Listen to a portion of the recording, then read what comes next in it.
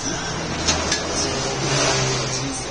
高のライブは2009年2月に埼玉スーパーアリーナではコールドプレイのライブです。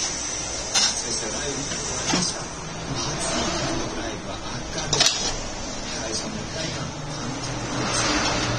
そして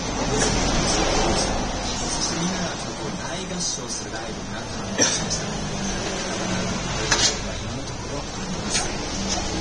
皆さんね、先ほどライブを食べたんですけれども、その2002月埼玉スーパーで僕も行ってきました。いやもう本当最高なライブで、それこそ最高のエクシーとあとは大合唱ね、茨城